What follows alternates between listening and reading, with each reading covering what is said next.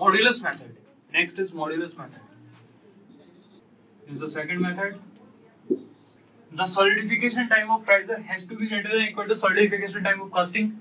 This is clear. Solidification time is dependent upon modulus. Right? It is the square of modulus. So based on this, we take modulus of riser is equal to 1.2 times the modulus of casting.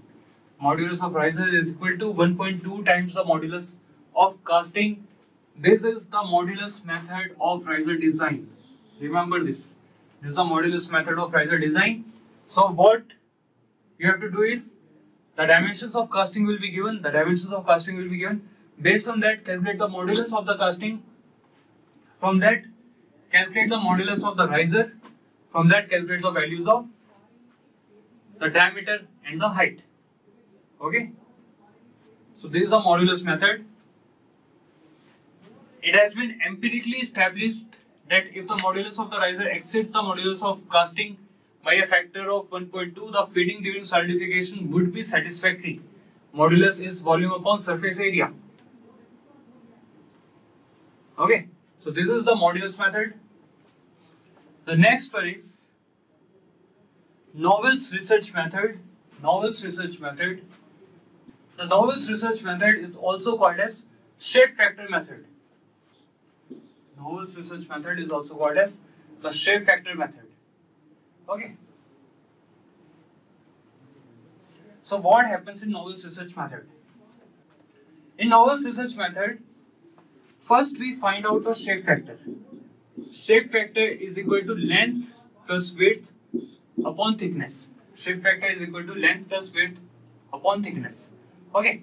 The shape factor we are going to find, it is Knowles research method. It is Knowles only. Okay.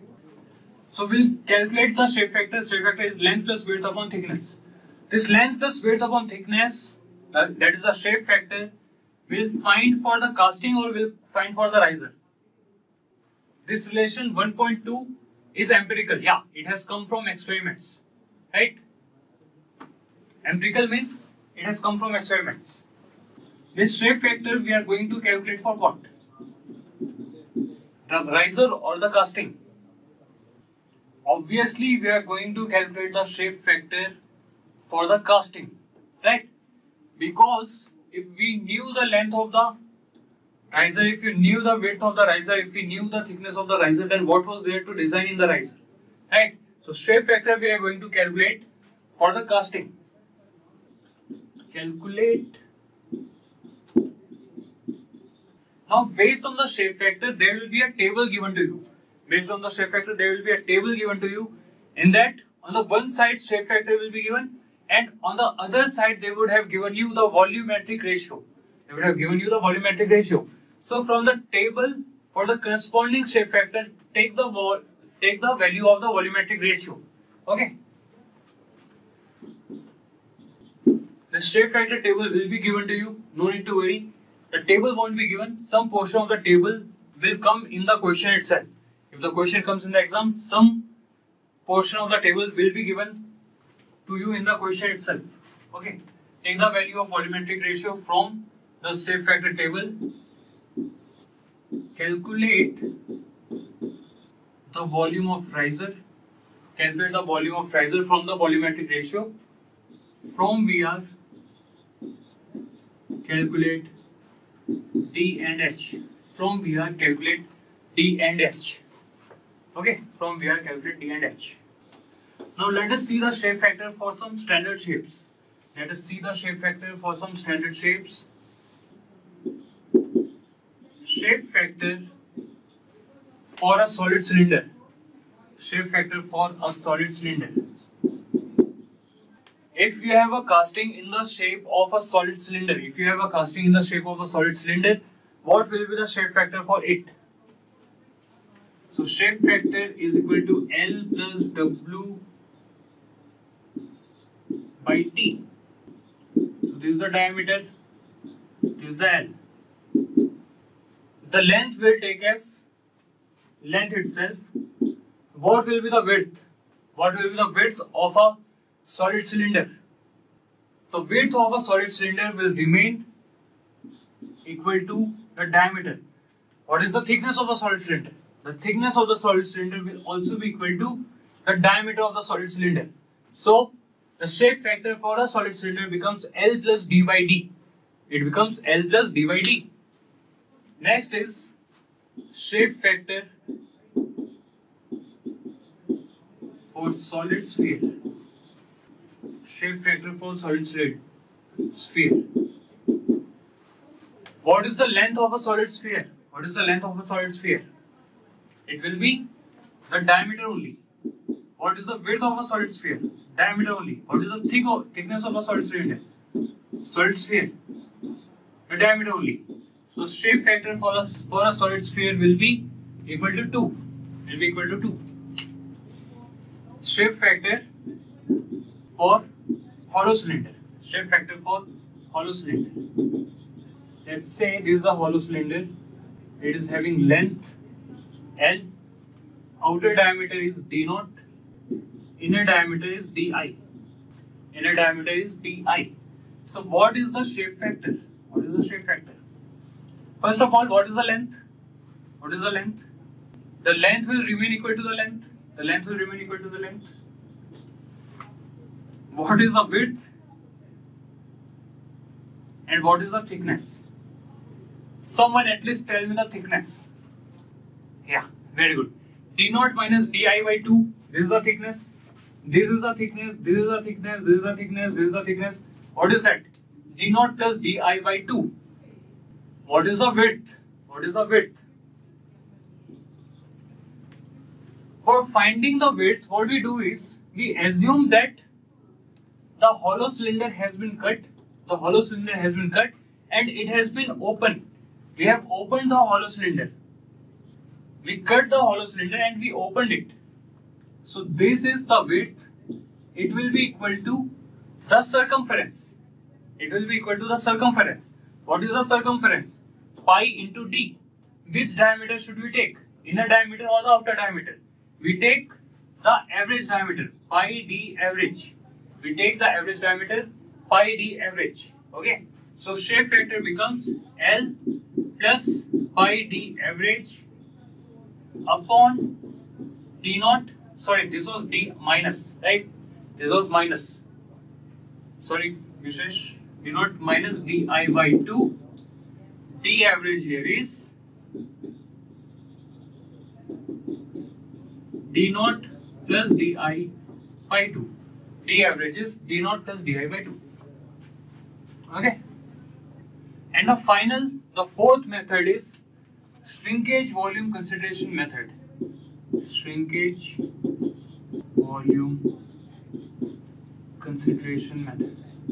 So in shrinkage volume consideration method, what we do is we take the volume of riser, we equate it to 3 times the volume of shrinkage. We equate it to 3 times the volume of shrinkage. From this, we calculate D and H of riser. We calculate D and H of riser. Okay. But this is not final. This is not final. Once you have calculated the D and H of riser, calculate the tau of riser, and the tau of casting, the solidification time of riser and the solidification time of casting. Calculate these values, calculate tau R and tau C. After calculating tau R and tau C, tau R is greater than or equal to tau C. If tau R is greater than or equal to tau C, then D and H are answers. D and H are the answers. If tau R is less than tau C,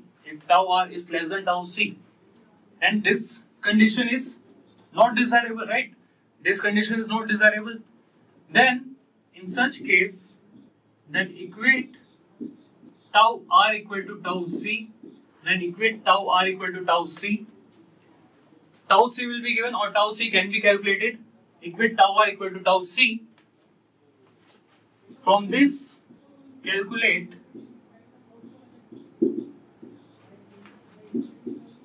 the D and H of riser. Calculate the D and H of riser.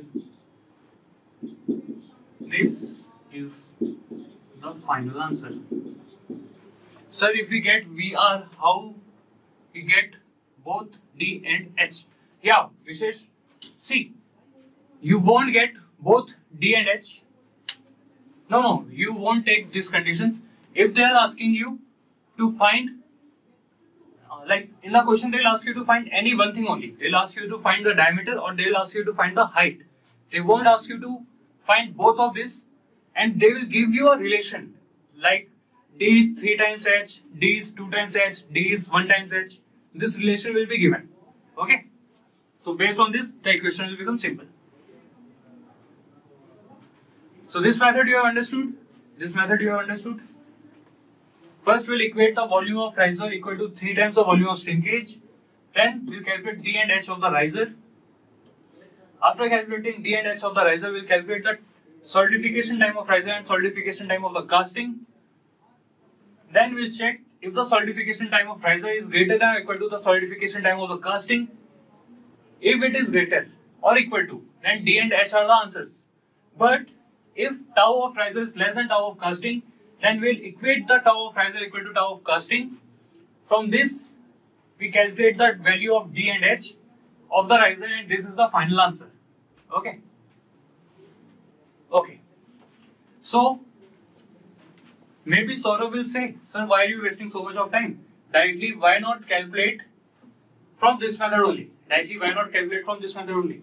So, why are we not calculating directly from this method is because this is giving us very large size of the riser. If you directly calculate from this method, it will give you very large size of the riser.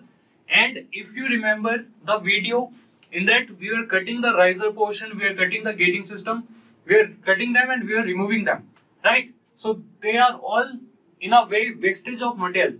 They are all in a way wastage of material. That's why we try to keep the size of riser as small as possible so that there is less material wastage. Okay, that's why we directly don't calculate by this method. First we calculate by this, and if then we are not getting the answer, then we'll be going for this method. Okay.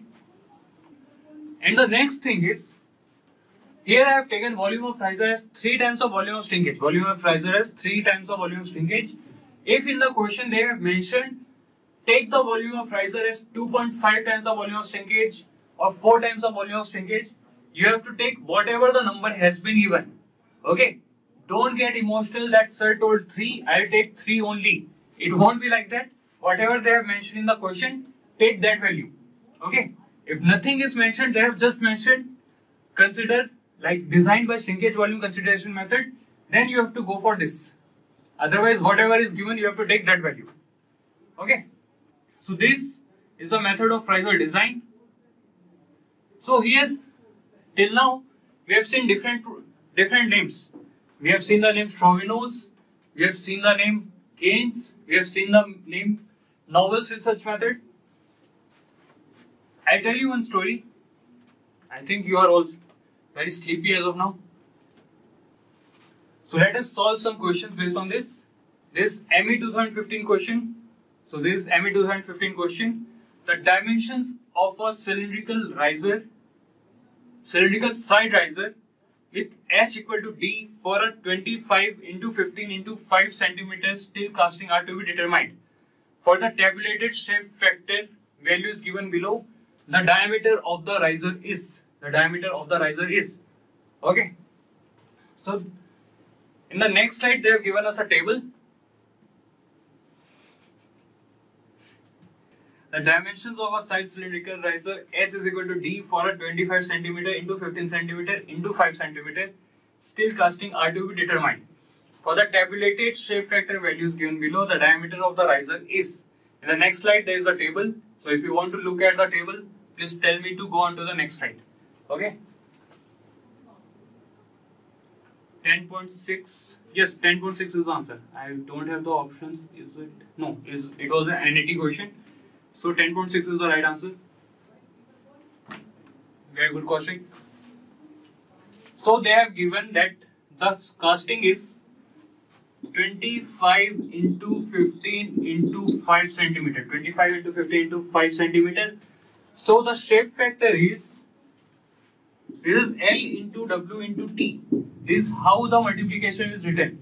Okay. So shape factor becomes L plus W by T. L plus W by T. 25 plus 15 by 5. 25 plus 15 by 5. It is 40 by 5. Shape factor is 8. In the next slide, you can see. The table is given. From the table, you can see when the shape factor is 8. When the shape factor is 8, the volume of riser upon volume of casting is equal to 0.5. Is equal to 0.5. So volume of riser is 0.5 times the volume of casting. So it is 0.5 into volume of casting is 25 into 15 into 5. 25 into 15 into 5.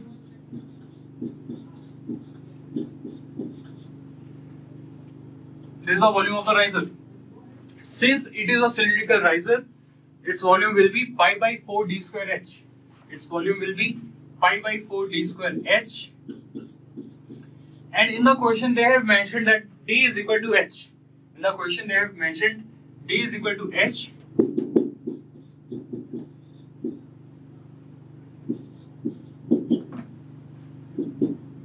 So it becomes pi by 4 d cube.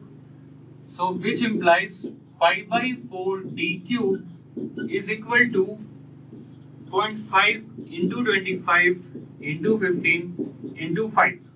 So from this you should get the value of d as 10.6 centimeter. You should get the value of d as 10.6 centimeter. Okay? Got the answer? I'll just discuss what is the mistake students make in this question. Okay? So this is a very simple question, direct question. In the question itself, you can see they have mentioned the shape factor values are given. The shape factor values are given. It means they are asking us to solve this question by shape factor method. By the shape factor method. What happens is sometimes when students see that a side cylindrical riser is given with h equal to d, they simply think since h is equal to d, we know the modulus is equal to d by 6, and they try to solve the question by modulus method.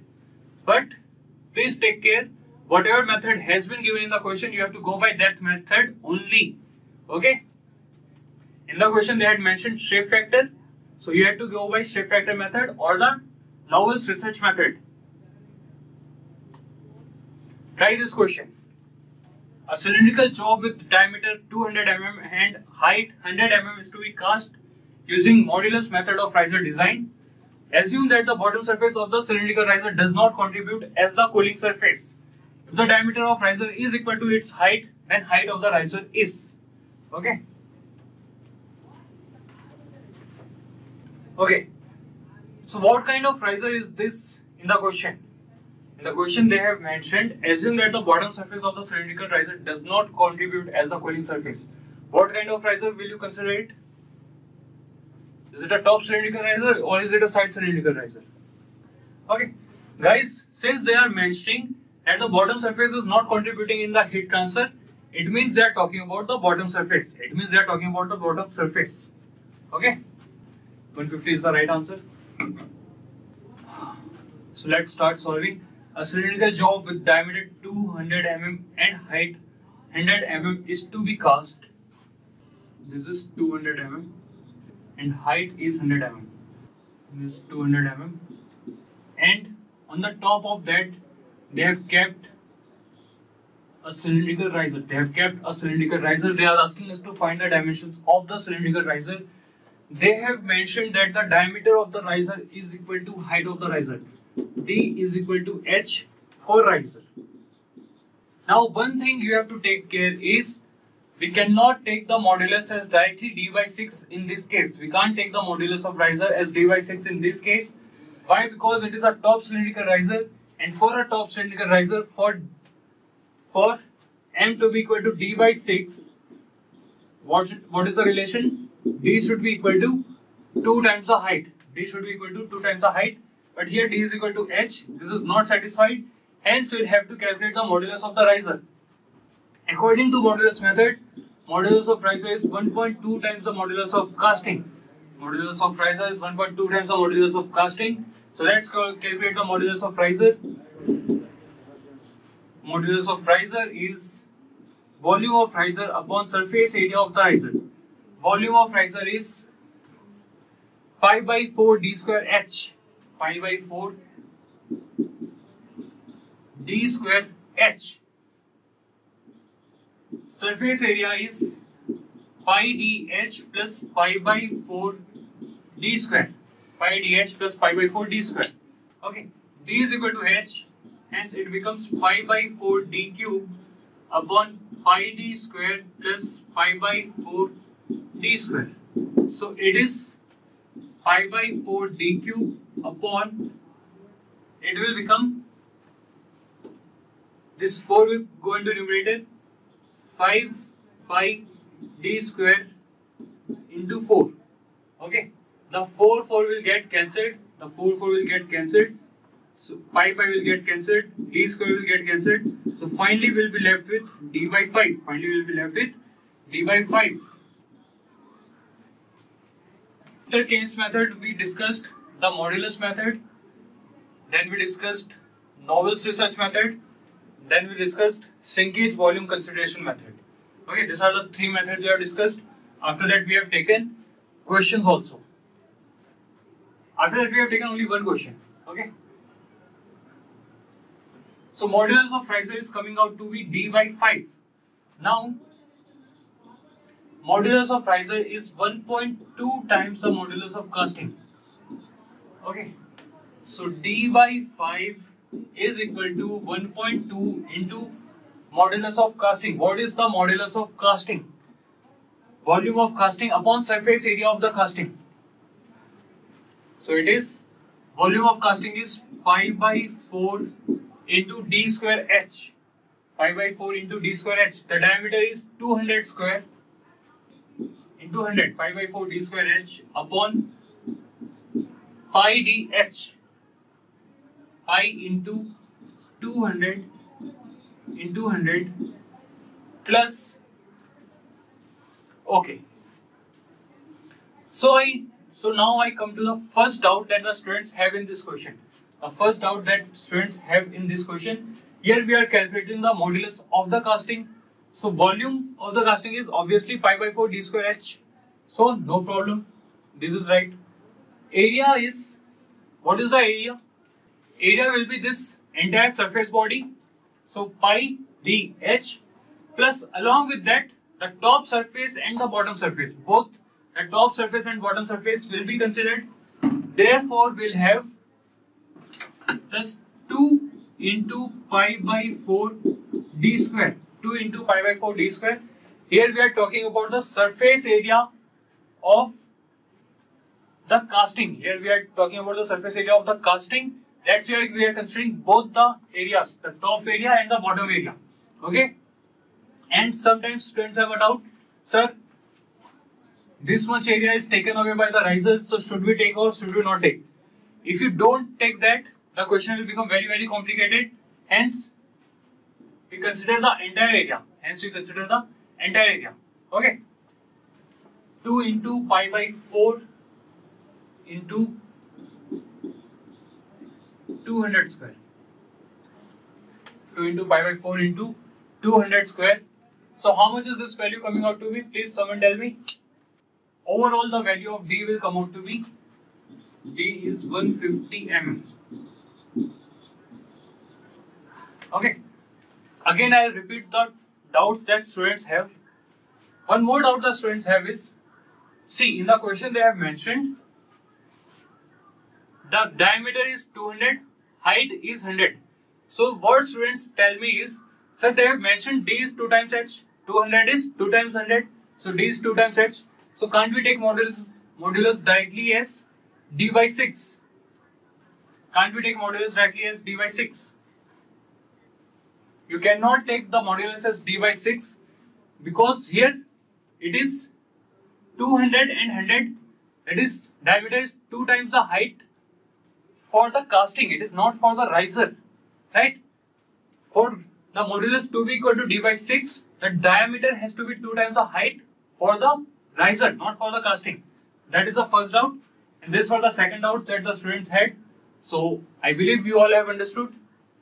So what I was saying is, for calculating the surface area, for calculating the modulus of the casting, we are taking the surface area, right? We are taking the surface area. So sometimes students have doubt, sir, okay, bottom surface completely will take, it will become pi by 4 d square. But in top surface, some portion is taken up by the riser. Some portion is taken up by the riser. So should we remove that portion? Should we remove that portion? That is what the students ask. There is no need to remove that portion. Otherwise, the question will become very, very complicated. That's what I am saying. Okay. So the method of riser design is over. So when we are talking about the location of the riser, let's say we have a very thick casting. It is having uniform thickness on both the sides. It is having this thickness. This is also T. This is also T. It is having uniform thickness on both the sides. So let us say we are taking 2 risers. We can take 2 risers also. Okay, that is not a problem. Let us say we take 2 risers. One riser is kept here. Another riser is kept here. So this is the cavity. What is there surrounding the cavity? Around the cavity, what is present?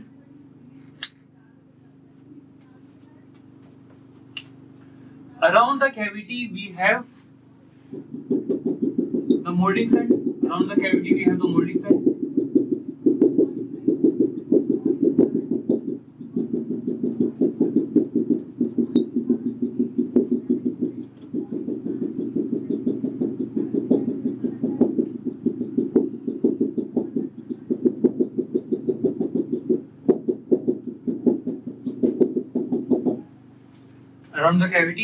molding sand, right? Now let us see the direction of heat transfer. Inside, we have the molten metal.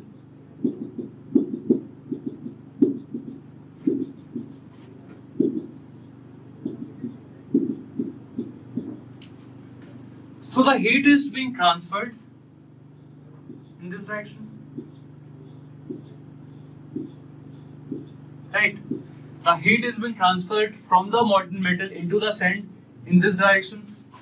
Like here it will be transferred. Right? You can see in all the portions,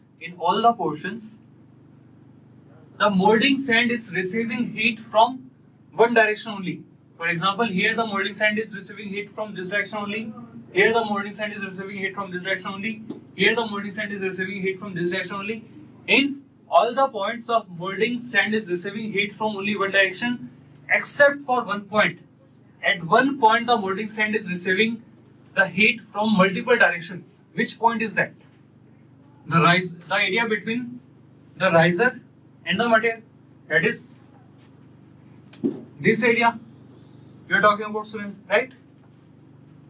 In this area, the sand is receiving heat from this direction, and this direction.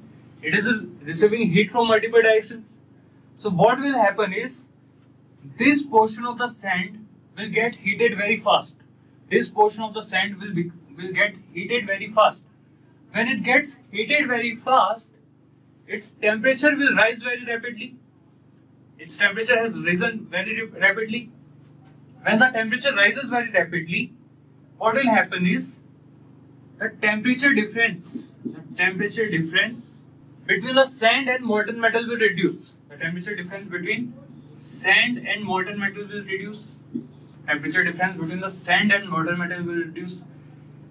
that case, what will happen to rate of heat transfer?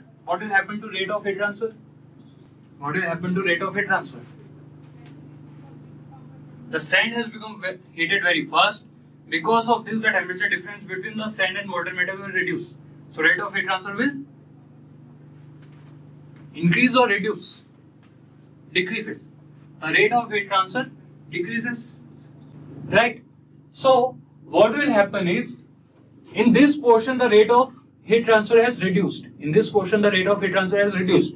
But in remaining portion the rate of heat transfer is same. The rate of heat transfer is same. So what will happen is, this portion will get solidified. This portion will get solidified. Now this portion has not solidified as of now. This portion has not solidified as of now because the rate of heat transfer had reduced. The rate of heat transfer had reduced. So this portion is not getting solidified. Now slowly it will get solidified. Slowly it will get solidified and it will start shrinking. It will start shrinking because of the reduction in volume, because of the reduction in temperature. Some shrinkage will be taking place. But to compensate for the shrinkage, there is no supply of the molten metal because both the risers are blocked. Both the risers are blocked. So there is no supply of the molten metal. Right?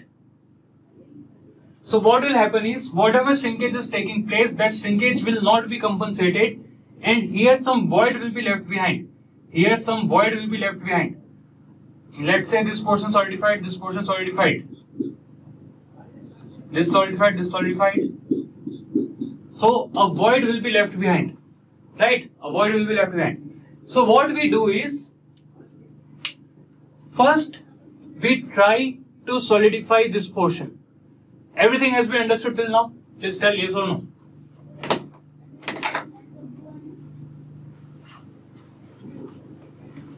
Now, to avoid the shrinkage, what we want to do is, we want to solidify this portion first. We'll solidify this portion first so that whatever the shrinkage is taking place, that is compensated by the riser. Out of all the portions, we are trying to solidify this portion first. So how do we do that is, for that, we keep a plate of high thermal conductivity here. We keep a plate of high thermal conductivity here so that it transfers heat like this.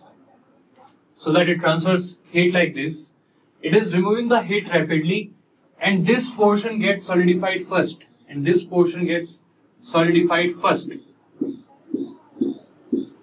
Okay. Since this portion has got solidified, now we are no more concerned about the blockage of passage. This portion will be taken care of by this riser, this portion will be taken care of by this riser. So here what we are doing is, we are changing the direction of solidification. Initially the direction of solidification was something else, but now by keeping something, we have changed the direction of solidification. Right? This is called as directional solidification.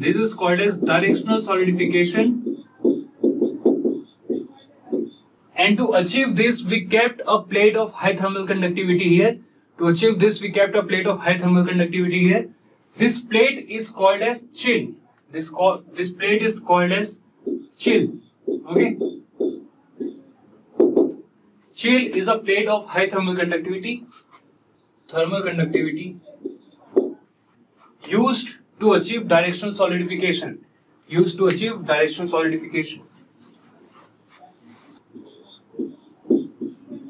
Okay, so all this I explained so that I can tell you what is directional solidification and how it is achieved. It is achieved by using a plate of high thermal conductivity called as the chill. It is not always necessary that the chill will be used for only this kind of setups. It can be anything. Whenever you want to increase the rate of heat transfer, whenever you want to get solidification very fast, we'll be using a plate of high thermal conductivity. Okay, so see, earlier what was happening was, when we had not kept this plate, sir, no question till now on Kane and shrinkage method in GATE. Yeah, Saurabh, no question till now on Kane and shrinkage method in GATE. Okay, sorry. Initially the plate was not kept. When the plate was not kept, the sand that is present here, it was getting heat from multiple directions. So this sand was getting heated up very fast. When the sand was getting heated up very fast, the temperature difference between the sand and the molten metal was reducing. When the temperature difference between the sand and molten metal was reducing, the heat transfer was reducing. Okay, so let's say in this portion the heat transfer has reduced. In remaining portion the rate of heat transfer is just like earlier. It is okay. Okay, so what happens is these portions have solidified till now. Okay, but this portion is still getting solidified because the rate of heat transfer is less. Right? This portion is getting solidified slowly. This portion, the temperature is reducing slowly. So they are shrinking. When they are shrinking, they need molten metal. They need molten metal for the compensation of the shrinkage. But the passage of both the risers has been blocked because of the solidification. Passage of both the blocks have been blocked because of the solidification. So what we do now is we keep a plate of high thermal conductivity here and we try to achieve solidification in this portion first.